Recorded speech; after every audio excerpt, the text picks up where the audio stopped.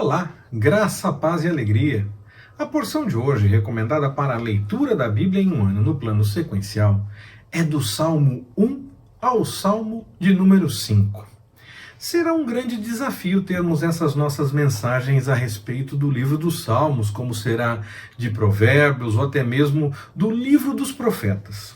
Sobre os Salmos, poderíamos até ter mais de uma mensagem a respeito de cada um dos Salmos.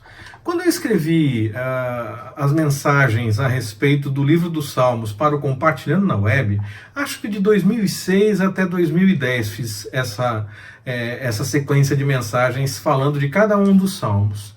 Teve uma ocasião em que eu escrevi numa semana a respeito de um salmo e na semana seguinte, por engano mesmo, escrevi sobre o mesmo salmo. Em vez de ir para o próximo, escrevi sobre o mesmo salmo que escrevi na semana anterior.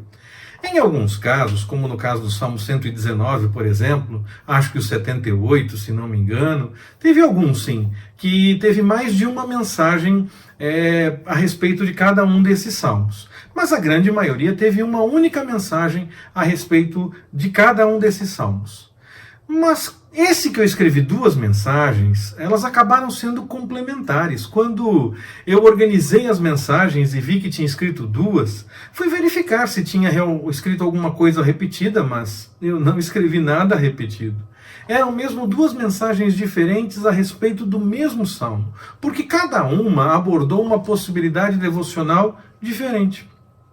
Isso mostra o tamanho do desafio que nós temos com o livro dos Salmos nessa nossa sequência de leitura da Bíblia. Hoje, por exemplo, nós vamos falar de 5 salmos juntos.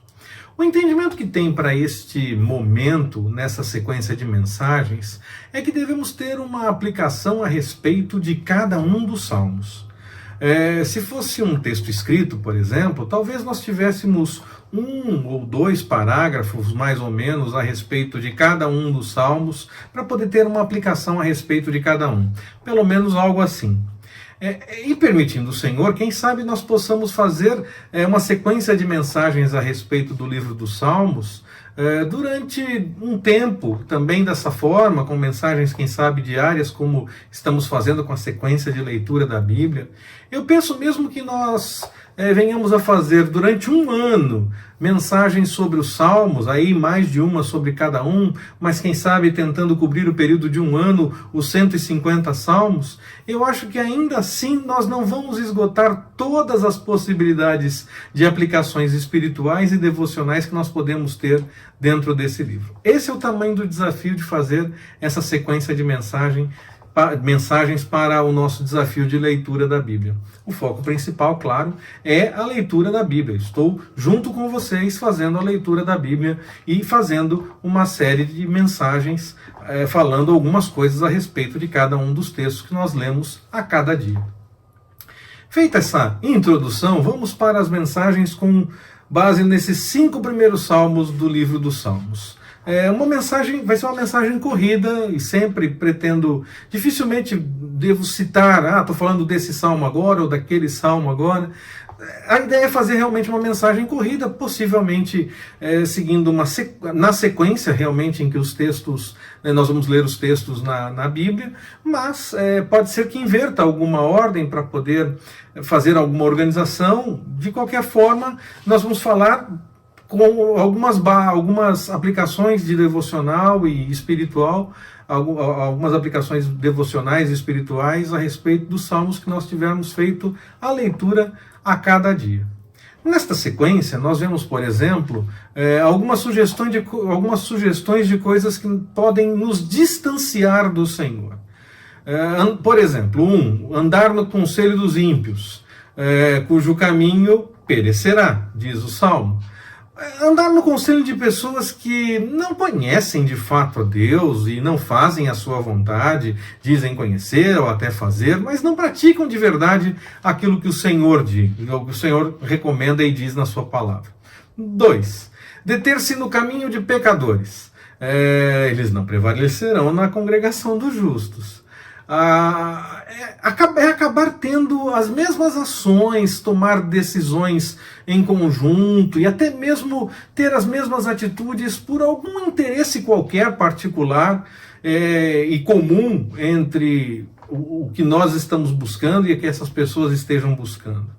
A nossa fé no Senhor, ela se revela em nossas ações no dia a dia mesmo, nas coisas que nós fazemos na caminhada diária. Como é que nós podemos, então, em algum momento, nos associar com aqueles que fazem coisas contrárias à vontade do Senhor e fazer coisas sem nos preocuparmos em aplicar de fato o que a palavra diz? Nossas ações precisam ser norteadas pelo que a palavra diz em todo o tempo. 3. Assentar-se na roda de escarnecedores.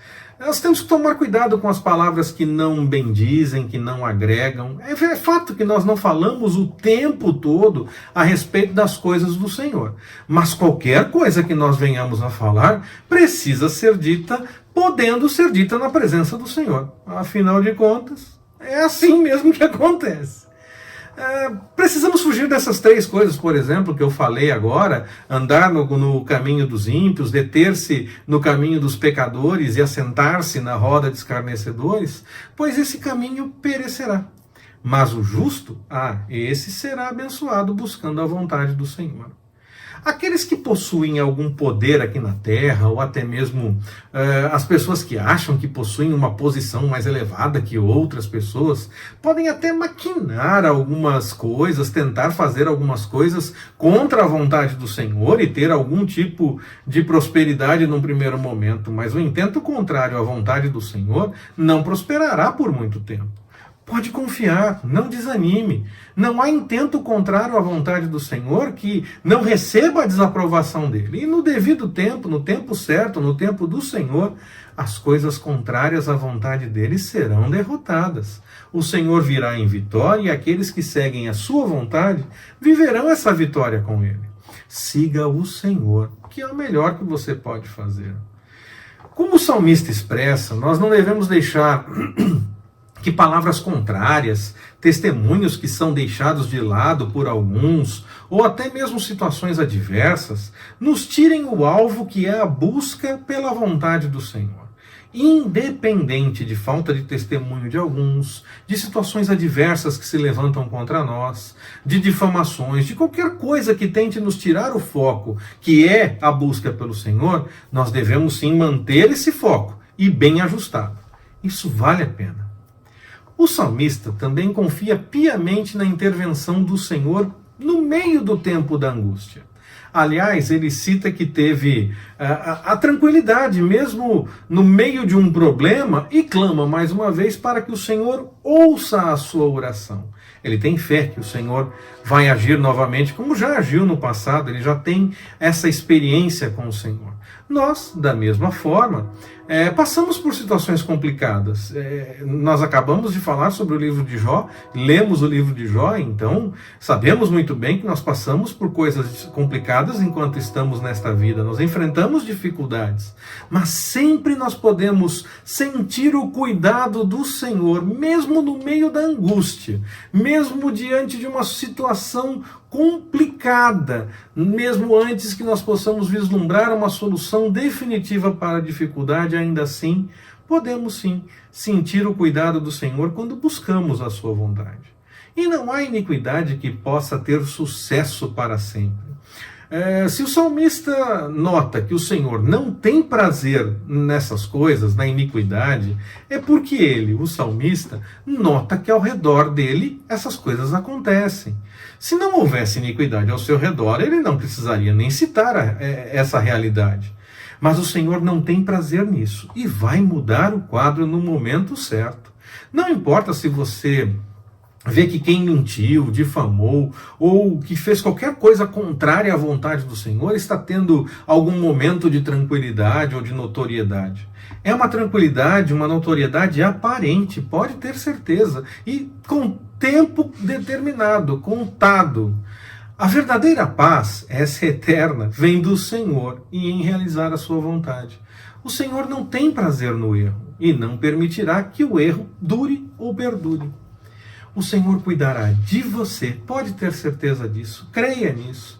Ele estará ao seu lado com o escudo, com cuidado, cuidando da sua vida, não permitindo que as dificuldades derrubem definitivamente você. Você pode se angustiar, sim, por alguns momentos. Há situações que realmente tiram a nossa tranquilidade em alguns instantes, mas ainda assim podemos enfrentá-las com a paz que vem do Senhor. Ainda que seja uma situação difícil, que nos faça chorar, que nos angustie, nós podemos ainda assim experimentar uma paz que está além do entendimento humano. Costumo dizer exatamente isso. A paz que está além do entendimento humano é essa. Aquela que permanece mesmo no meio da dificuldade. Quando as coisas estão em ordem, todo mundo entende ter paz. A paz que está além do entendimento humano é essa paz que perdura e persiste mesmo no meio de uma grande dificuldade.